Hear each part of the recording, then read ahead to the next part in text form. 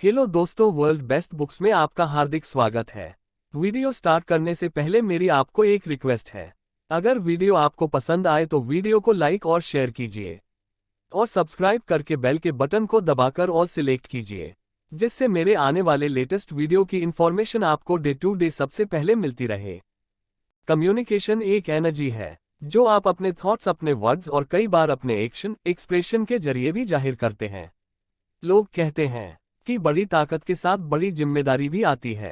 अगर आपकी जिंदगी को लेकर बड़े सपने हैं तो आपको इसके लिए जिम्मेदारी भी लेनी होगी, और वह जिम्मेदारी खुद की और अपने शब्दों की है। शायद आपको नहीं पता होगा, लेकिन सही शब्दों के इस्तेमाल का आपकी जिंदगी पर बहुत असर पड़ सकता है। क्योंकि कहा जाता है ना कि इंसान एक दुकान है और जुबान उसका ताला। ताला खुलता है तो पता चलता है कि दुकान में कौन सा माल भरा पड़ा है। आज की बुक समरी है the science of effective communication, जिसे लिखा है इयन टावर्स्की ने। आज की यह बुक समरी आपको एक अच्छा कम्युनिकेटर बनना सिखाएगी।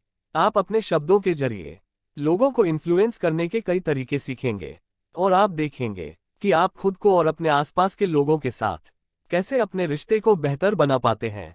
इस बुक के लेखक इयन टावर्स्की ने meditations, psychology, time management, emotional intelligence और कम्युनिकेशन स्किल्स के बारे में कई किताबें लिखी है।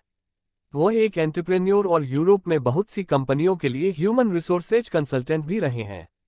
इयन का माइंडफुलनेस और सक्सेसफुल नाम का एक ब्लॉग भी है, जहां वे खुद अपना बेस्ट वर्जन कैसे बने और ओसम फुल लाइफ कैसे जिए, इसके बारे में अपने ग्रेट आइडियाज शेयर करते हैं।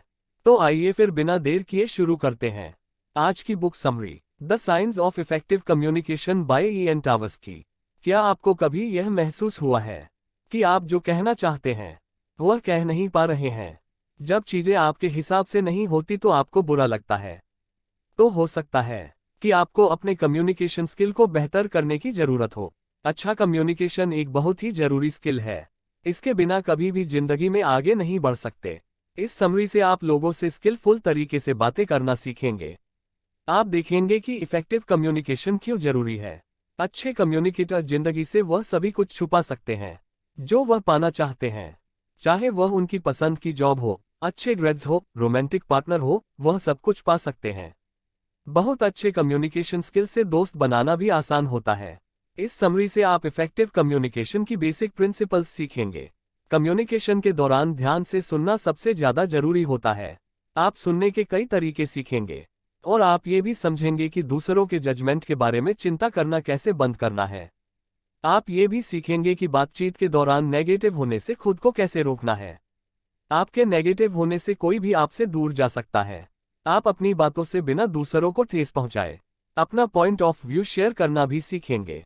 आप लोगों की तारीफ करना सीखेंगे और दूसरों द्वारा किए गए अपमान या बुरे कमेंट्स से कैसे डील करना है, ये भी सीखेंगे। और आखिर में आप ऐसे लोगों से आसानी से कम्युनिकेट करने के तरीके भी सीखेंगे जो सुन नहीं सकते। ये समरी आपको खुद को बेहतर बनाने में मदद करेगी। तो आइए स्किलफुल लर्निंग जर्नी की शुरुआत करते हैं। इस पहले चैप्टर से listening the most fundamental of all conversation skill. अच्छी बातचीत का बेसिक प्रिंसिपल होता है ध्यान से सुनना, लेकिन ज्यादातर लोगों के लिए बातचीत का मतलब होता है खुद बोलते जाना। दूसरे क्या कह रहे हैं उस पर ध्यान ही नहीं देते हैं। इस वजह से लोग जो सुनते हैं उसका 25% ही याद रख पाते हैं।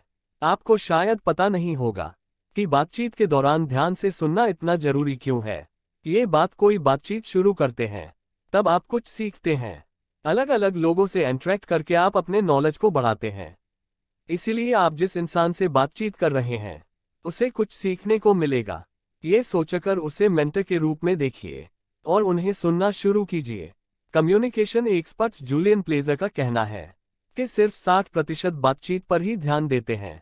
हम जानते हैं कि अगर हम कुछ भूल गए तो हम आसानी से किसी बुक या वीडियो में खोज सकते हैं, लेकिन हम अपनी मां से हुई बातचीत को इंटरनेट में नहीं खोज सकते।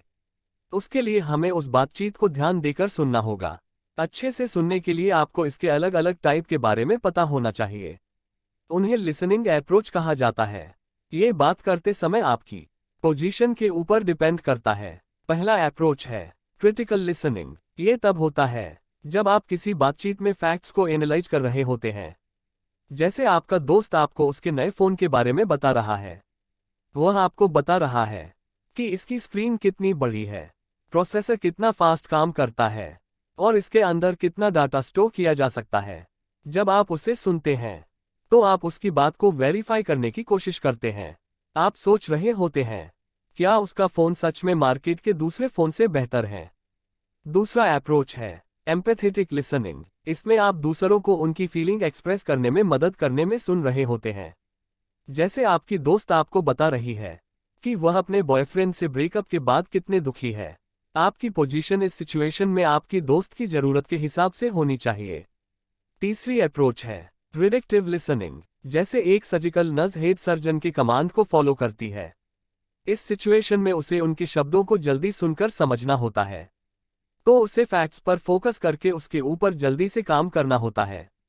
चौथा अप्रोच है एक्सपेंसिव लिसनिंग। जैसे कि आपकी दोस्त आपको बताती है कि वह अपने पति से तलाक के लिए केस फाइल करने वाली है।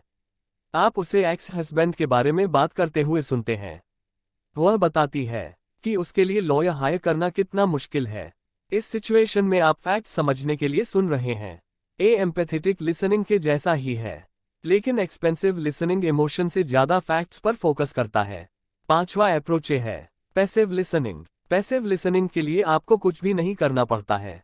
जैसे आपके पिता आपको बता रहे हैं कि वह कैसे गोल्फ कोर्स में गेम जीता करते थे। इस सिचुएशन में आपको क्रिएट करने की जरूरत नहीं है। आप जानते हैं कि आपके पिता सिर्फ चाहते हैं कि कोई उन्हें सुने। आखिरी अप्रोच है एक्टिव लिसनिंग। ये तब होता है जब आप सवाल पूछते हैं और सामने वाले के शब्दों पर रिएक्ट करते हैं। एक्टिव लिसनिंग में आप सामने वाले को ये बताते हैं कि आप उन्हें सुनने में इंटरेस्टेड है। आपको किस लिसनिंग अप्रोच का इस्तेमाल करना है, ये सिचुएशन पर डिपेंड करता है। कई लोग एक्टिव लिसनिंग पसंद करते हैं क्योंकि दूसरों के द्वारा समझा जाना एक अच्छा एहसास होता है, लेकिन कई बार पैसिव लिसनिंग भी काफी होती है। How to stop fearing judgement. कुछ लोग बात करते समय सिर्फ सही शब्द चुनने में ही स्ट्रगल नहीं करते, बल्कि उन्हें इस बात का भी बहुत ज्यादा डर होता है कि उन्हें जज किया जाएगा। वो सोशल एंजाइटी डिसऑर्डर एसएडी से जूझ रहे होते हैं। एसएडी पैनिक अटैक का कारण बन सकता है और एक इंसान को सोशली अलग थलग कर सकता है। हालांकि सभी लोगों को एसएडी टेंडेंसी नहीं होती, लेकिन हम सभी इस बात की चिंता करते हैं कि लोग हमारे बारे में क्या सोचते हैं। ये सच है कि लोग आपको जज करेंगे, आपके लुक्स और बिहेवियर को लेकर आपके बारे में ओपिनियन बनाएंगे, लेकिन आप हर समय कोई और इंसान बनने का दिखावा नहीं कर सकते। ऐसा करने से जिंदगी में कभी ना कभी थक जाएंगे। आप हर किसी को खुश नहीं कर सकते, इसलिए सबसे अच्छा यही है कि आप खुद को एक्सेप्ट कर ले।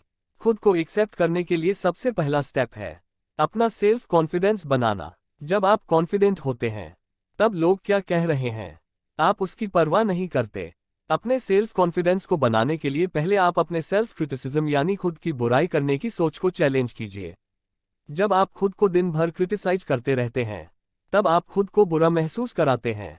मान लीजिए कि आपका दोस्त आपको बदसूरत और स्टूपिड बोलता है, तो आप कैसा महसूस करेंगे? पक्के तौर पर आपको बहुत खराब लगेगा। ठीक इसी तरह आप खुद को पूरे समय यही करते रहेंगे तो क्या आपको बुरा नहीं लगेगा? इससे उबरने के लिए खुद से नेगेटिव बातें करना बंद कीजिए। जब भी आप अपने लिए बुरा महसूस करते हैं तब स्टॉप शब्द को बार बार और जोर से कहिए, ताकि आपके ब्रेन को ये पता चल पाए कि आप सीरियस है। कॉन्फिडेंस हासिल करने का अगला स्टेप है अपने अंदर कोई स्किल डेवलप करना। कोई नई स्किल सीखिए, जैसे कि बेकिंग या पेंटिंग। तब आप खुद पर गर्व महसूस करेंगे। आप महसूस करेंगे कि आप एक काबिल इंसान हैं, और इस तरह से आपको बात करने के लिए एक नया टॉपिक भी मिल जाएगा। आखिरी टिप है, लोग जो आपसे कहते हैं इसका असर खुद पर मत पड़ने दीजिए। अगर किसी को लगता है कि आप दिखने में खूबसूरत नहीं है, तो यह उनकी सोच है, उनका ओपिनियन है। आप इस बारे में कुछ नहीं कर सकते। लेकिन अगर लोगों को आप बोरिंग और स्टूपिड लगते हैं, तो आप खुद को इंटरेस्टिंग और स्मार्ट बनाने में मेहनत कर सकते हैं। आप किसी के कॉन्फिडेंस को कुछ ही सेकंड में जज कर सकते हैं। जैसे सूजन को ही लीजिए, वो घर लौटते समय अपने किसी नए पड़ोसी से मिली। वो इस बात से चौंक गई कि वह कितने कॉन्फिडेंट और अंडरस्टैंडिंग है। सीजन को लगा कि वह बहुत कम उम्र से ही बहुत सुशील यानी कि मिलनसार टाइप के शख्स रहे होंगे। वह उनकी तरफ खिंचाव महसूस करने लगी। बाद में उसे पता चला कि उसके नए पड़ोसी एक रिटायर्ड शरीफ है, यानी वह कानूनी मामलों की देखरेख करने वाले ऑफिसर थे। इस तरह आप देख सकते हैं कि किस तरह सूजन ने उनकी पर्सनैलिटी के बारे में कंक्लूजन निकालने के लिए क्लूज पर ध्यान दिया। वह रिटायर्ड शरीफ इतने कॉन्फिडेंट इसलिए थे क्योंकि उन्हें खुद पर भरोसा था। लोगों को जजमेंट से उबरने के लिए पहले ये सोचना बंद कीजिए कि हर चीज आपके बारे में है। अगर आपको लगता है कि लोग हमेशा आपके बारे में सोचते रहते हैं, तो आप गलत हैं। लोग घंटों तक दूसरों के बारे में नहीं सोचते। उनकी अपनी खुद की जिंदगी है जिसमें वह आगे बढ़ जाते हैं। जैसे आप कल रात पार्टी में गए थे और वहां आपने कुछ बेवकूफ़ी भरा कह दिया। कुछ लोग आपके ऊपर हंस सकते हैं, लेकिन वह घंटों उसके बारे में नहीं सोचते रहेंगे। इसलिए इस बारे में सोच सोचकर खुद को टॉर्चर मत कीजिए। खुद पर बहुत ज्यादा फोकस करना बंद कीजिए। इसके बजाय दूसरों पर फोकस कीजिए। जब आप दूसरों से बात करते हैं तो आपको लग सकता है कि वह आपको याद कर रहे हैं, लेकिन उन्हें बेहतर जानने की कोशिश कीजिए। आपको एहसास होगा कि वह भी परफेक्ट नहीं है। आपकी तरह वह भी एक इंसान है। आप उन्हें जितना जानेंगे उतना ही ज्यादा वह फ्रेंडली बनेंगे। नेक्स्ट चैप्टर है अवॉइडिंग एक्सेसिव नेगेटिविटी इन सोशल इंटरेक्शन। कुछ लोगों को समझ में नहीं आता कि उनकी बातचीत कभी भी सही क्यों नहीं होती। इसका कारण है उनकी नेगेटिविटी। नेगेटिविटी किसी भी कन्वर्सेशन यानी बातचीत में घुसकर उसे खराब कर सकती है। जब आप शिकायत करते हैं या रोना रोते हैं, आप दूसरों को बुरा महसूस कराते हैं। जब आप खुद पर बहुत ज्यादा ध्यान देते हैं, तब आप अपने आसपास के लोगों को नजरअंदाज कर देते हैं। जब आप सिचुएशन को समझ नहीं पाते और लगातार बात करते रहते हैं, तो आप लोगों को चोट पहुंचाते हैं। ऐसी घटनाएं दूसरों के साथ आपका रिश्ता खराब कर देती है। एक इफेक्टिव कम्युनिकेशन के लिए अपनी नेगेटिविटी को छोड़ने की कोशिश कीजिए। सिंपल से सवालों के लिए नेगेटिव जवाब आपका मूड खराब कर सकते हैं। जैसे आपने अपने पड़ोसी से पूछा कि वह कैसी है। उसने उसका नेगेटिव जवाब दिया। उसने कहा उसे बहुत काम करना है, मौसम भी खराब है, और ऐसी ही कई और बातें बोली। क्या ऐसे में आप उससे अक्सर बात करना चाहेंगे? लेकिन अगर उसने आपको अलग तरह से जवाब दिया होता तो क्या होता? मान लीजिए कि आपके पड़ोसी ने कहा होता कि उसके सर में थोड़ा दर्द है, लेकिन वह जल्द ही ठीक हो जाएगा। तो क्या आपको अच्छा नहीं लगता?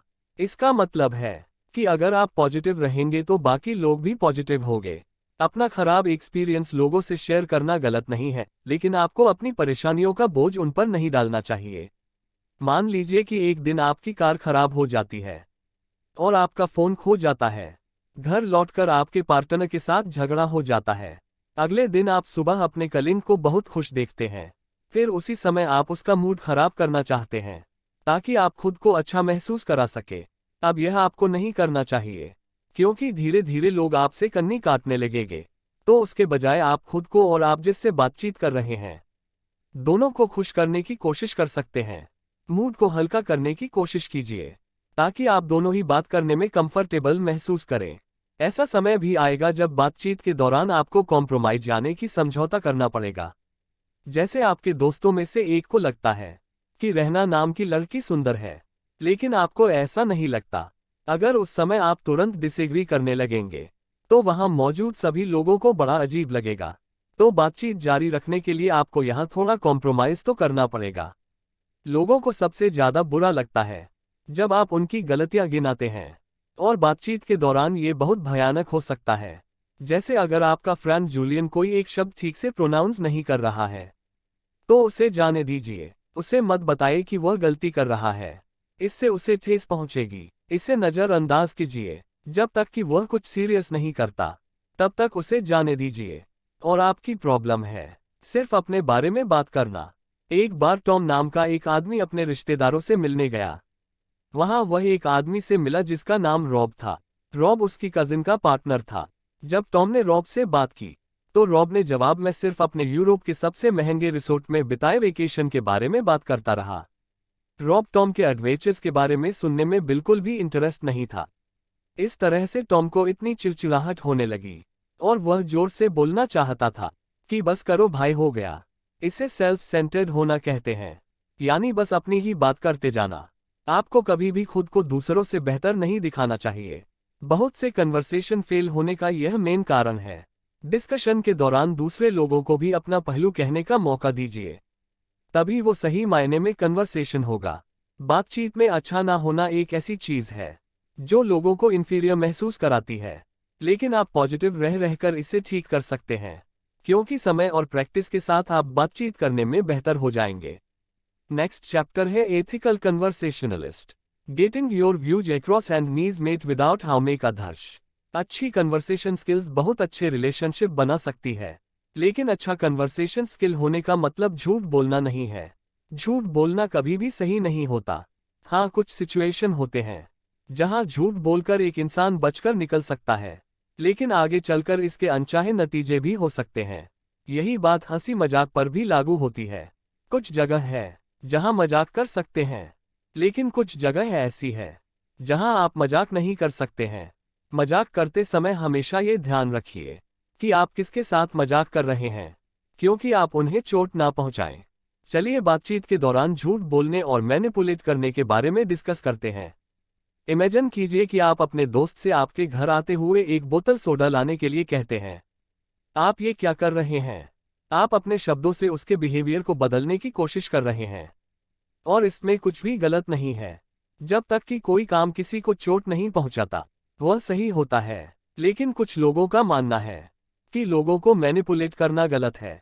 मैनिपुलेट करने का मतलब है चीजों को अपने हिसाब से घुमाना। यह ऐसी कन्वर्सेशन स्किल है जो आज की दुनिया में सरवाइव करने के लिए इंसान के पास होना जरूरी है। लेकिन इसे सीखने से पहले कुछ चीजें हैं जिन्हें आपको याद रखने की जरूरत है। सबसे पहला, दूसरों का मन बदलने की कोशिश मत कीजिए, खासकर जब आप अपने फायदे के लिए ऐसा करना चाहते हैं। मान लीजिए कि आपकी एक दोस्त एक ऐसे इंसान को पसंद करती है जिसे आप पसंद नहीं करते, लेकिन आप ये भी जानते हैं कि वह इंसान बुरा नहीं है, और शायद वह आपकी दोस्त को पसंद भी करता है। आप अपने दोस्त को इसके साथ समय बिताने से रोकते हैं।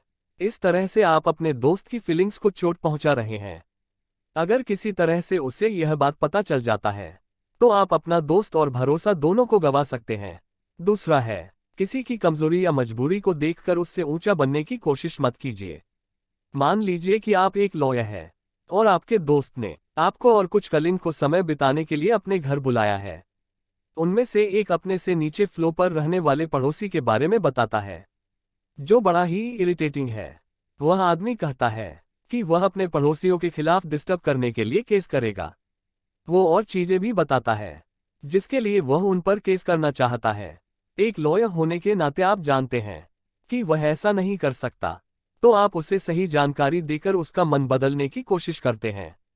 लेकिन क्योंकि उसे लॉ के बारे में ज्यादा पता नहीं है, इसलिए वह इसे घबराया हुआ और शर्मिंदा महसूस करेगा। तो झूठ बोलना कैसा रहेगा? हमें बचपन में ही सिखाया जाता है कि कभी झूठ नहीं बोलना चाहिए। हमारे पेरेंट्स हमसे हमेशा कहते आए हैं, लेकिन अगले ही पल हम उन्हें झूठ बोलते हुए सुनते हैं। तो आपको लगता होगा कि झूठ बोलना सही है या गलत। अगर आप झूठ के दम पर रिश्ते बनाते हैं, तो वह जल्दी ही टूट जाएंगे। साथ ही आप किसी से झूठ बोलते हैं, तो आप उसे धोखा दे रहे होते हैं। आगे चलकर वह आपके झूठ के कारण गलत फैसले ले सकते हैं।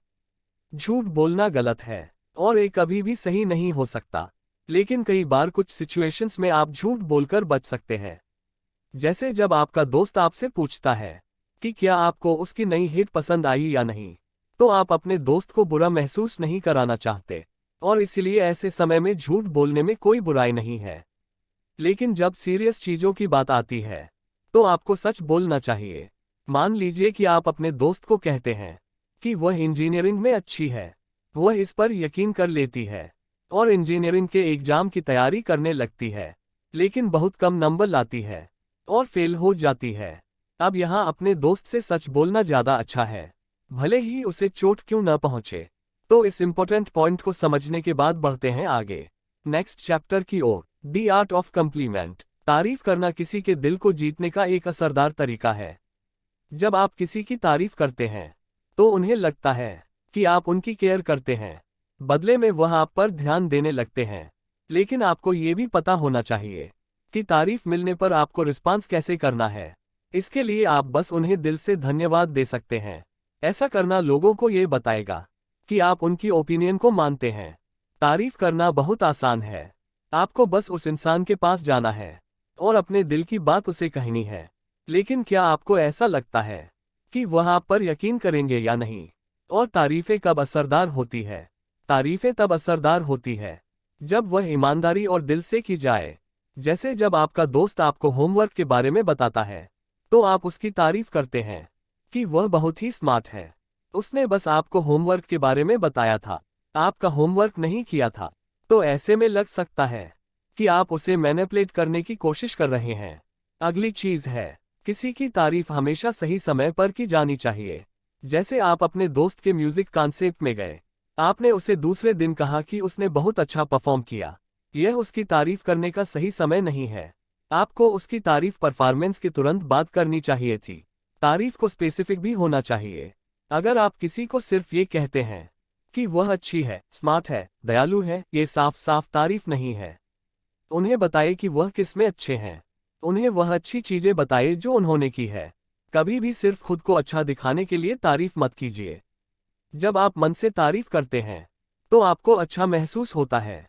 रिसर्च से ये भी पता चला है कि जिन लोगों की आप तारीफ कर रहे होते हैं वह आपकी तरह दयालु होते हैं। लेकिन आपको अपनी रेप्यूटेशन ऐसे इंसान की तरह नहीं बनानी चाहिए जो हर समय तारीफ करता हो। ऐसा करना आपको बनावटी और दिखावेबाज की तरह दिखाएगा। ऐसे इंसान बनिए जो सिर्फ लोगों की तारीफ करता है, जो सच में इस तारीफ के लायक होते हैं। ऐसी कुछ चीजें हैं जो लोगों की तारीफ करते हुए आपको ध्यान में रखनी चाहिए। पहली टिप है, अपनी सोच किसी और के जरिए लोगों तक पहुंचाएं। जिम बेकी की तारीफ करना चाहता था।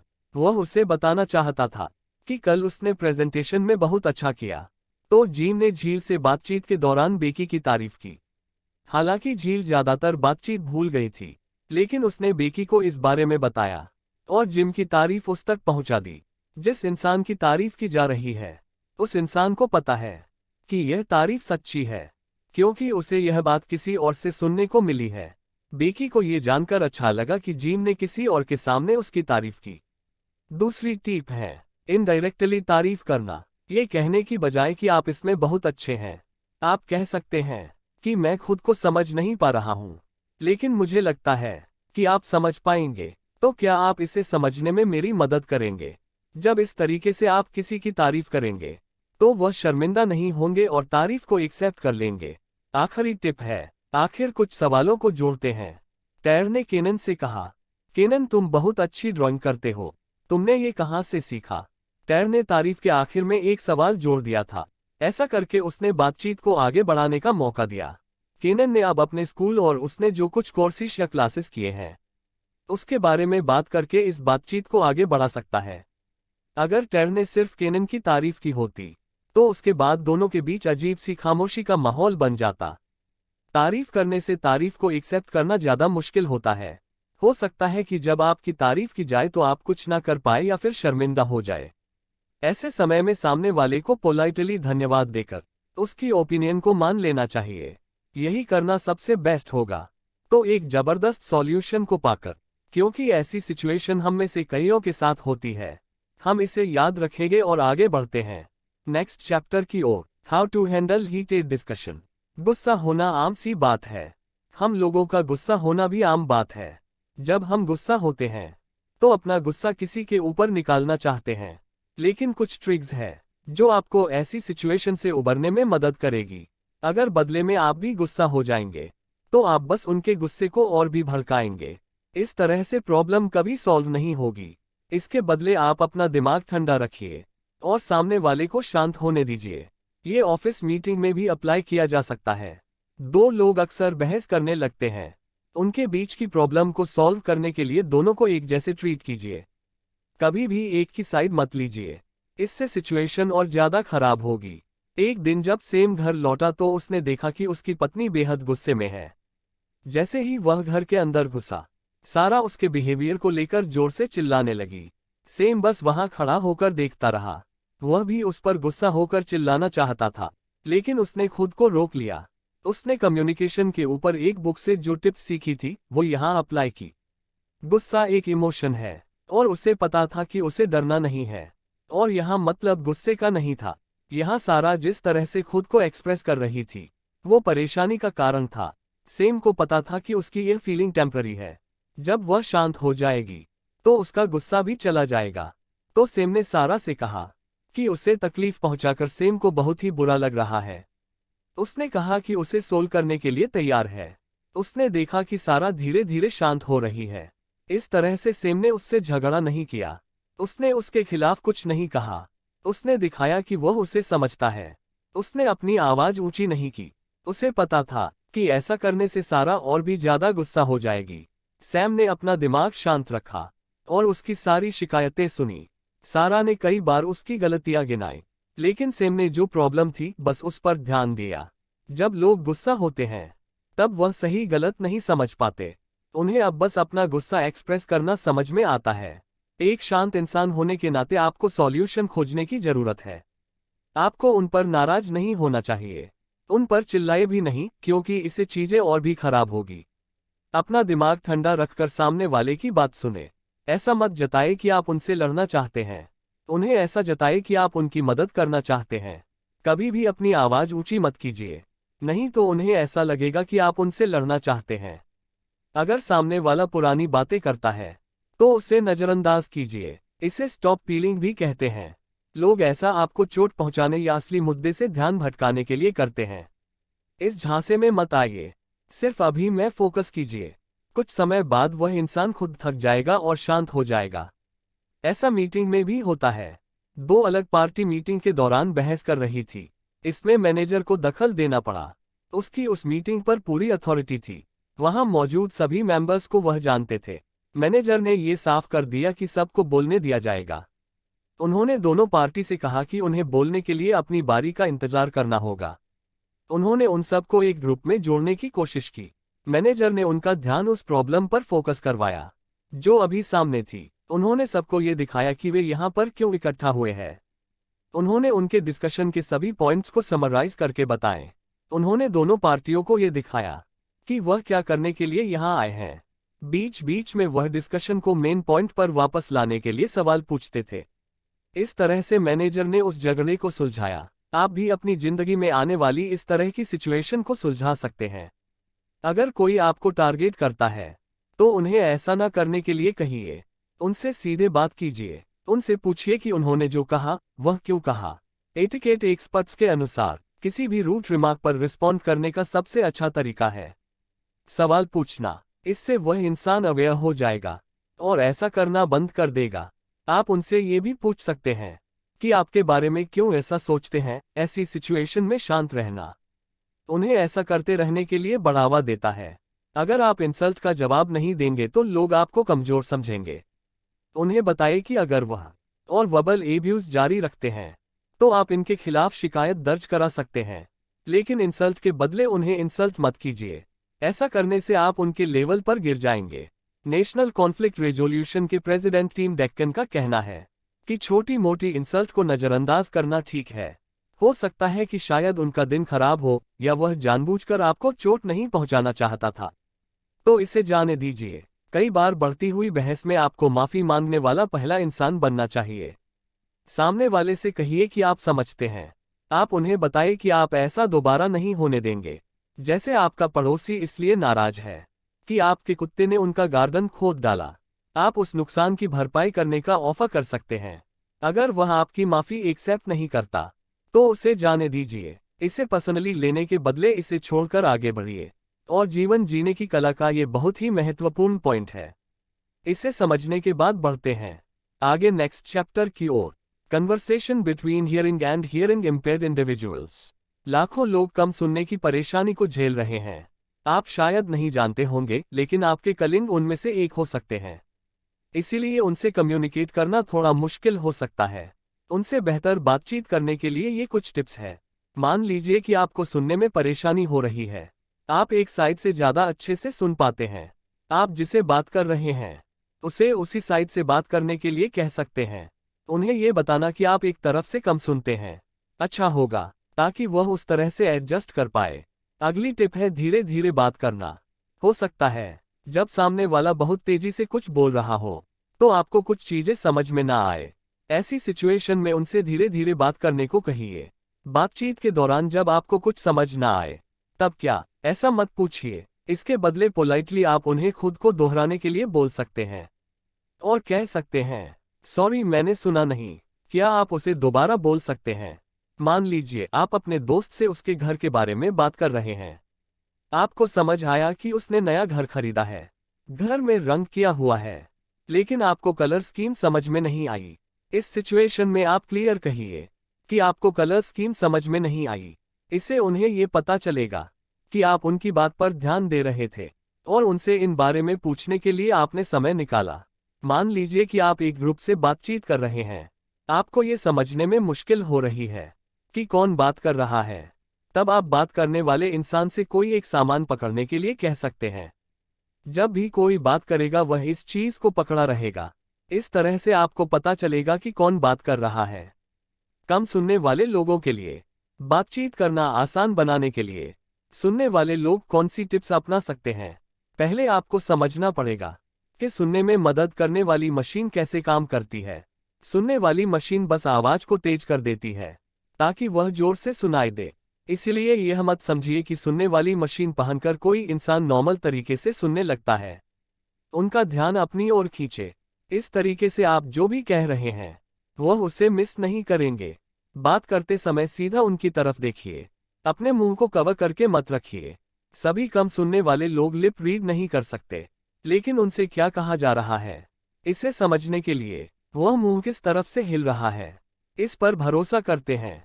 उनसे पूछिए कि उन्हें किस कान से बेहतर सुनाई देता है और उसी तरफ मुंह रखकर बात कीजिए।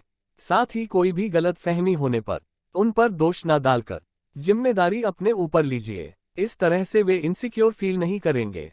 और अब समय है कंक्लूजन का। इस समरी में सबसे पहले आपने इफेक्टिव कन्वर्सेशन के बेसिक प्रिंसिपल को सीखा, जो है सुनना। हर बातचीत को सीखने के मौके के रूप में देखिए। अगर आप दूसरों को सुनते हैं तो आप अपनी नॉलेज को बढ़ा सकते हैं। दूसरा, आपने सीखा कि कैसे ये सोचना बंद करें कि लोग आपको जज कर रहे हैं। आप जैसे हैं खुद को वैसे ही स्वीकार कीजिए और खुद से नेगेटिव बातें करना बंद कीजिए। आप सबको खुश नहीं कर सकते, इसलिए आप वह कीजिए जिसे आपको खुशी मिलती है। तीसरा, आपने सीखा कि बातचीत के दौरान पॉजिटिव कैसे रहना है। शिकायत करने और अपना रोना रोने से बचिए। अगर आप बातचीत में हैं और बार बार नेगेटिव चीजें लाते रहेंगे तो हो सकता है कि लोग आपसे बात करना ना चाहे। चौथा, आपने सीखा कि लोगों को तकलीफ पहुंचाए बिना कैसे अपने व्यू शेयर करने हैं। बातचीत को सिर्फ अपने बारे में मत बनाए। अगर सामने वाला कोई बहुत बड़ी गलती नहीं करता तो उनकी गलतियां निकालने से बचिए। पांचवा, आपने सीखा कि लोगों की तारीफ कैसे करते हैं। मन से की गई तारीफ से लोगों को पता चलता है कि आप सच में परवाह करते हैं। छठवां, आपने सीखा कि बहस में बदलती हुई बातचीत को कैसे संभालना है। पहले सामने वाले को शांत होने दें और उन्हें जो कहना है वह कहने दें। सॉल्यूशन खोजने में उनकी मदद करें। आखिर में आपने सीखा कि जिन लोगों को सुनने में परेशानी होती है उनसे अच्छे से कम्युनिकेट कैसे करना है। उनसे बात करते समय सीधा उनकी तरफ देखें और धीरे धीरे बोले। उस बातचीत की जिम्मेदारी ले। कोई भी चीज सीखना आसान नहीं है। उस समय को याद कीजिए जब आपने चलना सीखा था। आप कई बार गिरे थे और खुद को चोट पहुंचाई थी, लेकिन आखिर में आपने चलना सीखा था और आज आप एक मैराथन दौड़ सकते हैं। यह एक अच्छा कम्युनिकेटर बनना सीखने के लिए पर भी लागू हो सकता है। आप पहले फेल होते हैं, तभी आपको पता चलता है कि आपने क्या गलती की है, और जब आपको ये पता चल जाता है कि आपको क्या सुधारने की जरूरत है तो चीजें आसान हो जाती है। इस समरी के सिंपल टिप्स आपका जिंदगी भर साथ देगी, और यह टिप्स जिंदगी भर साथ दे इसके लिए यह बहुत महत्वपूर्ण है, बहुत इंपॉर्टेंट है कि इस समरी के जितने भी टेक अवेज थे, 1 नहीं, 2 नहीं, 3 नहीं, बल्कि जितने भी थे, जिन्होंने भी आपको टच किया है, उन्हें लिख लीजिए। उन्हें कमेंट सेक्शन में लिखिए ताकि वह हमेशा के लिए प्रिंट हो जाए और उनसे केवल आप नहीं बल्कि और लोग भी सीख सकें। तो आपके कमेंट्स का इंतजार रहेगा। दोस्तों, यहाँ पर यह वीडियो समाप्त होती है। ऐसी ही एक शानदार ऑडियो बुक समरी लेकर फिर से बहुत जल्द लौटूंगा। तब तक के लिए जय हिंद, जय भारत।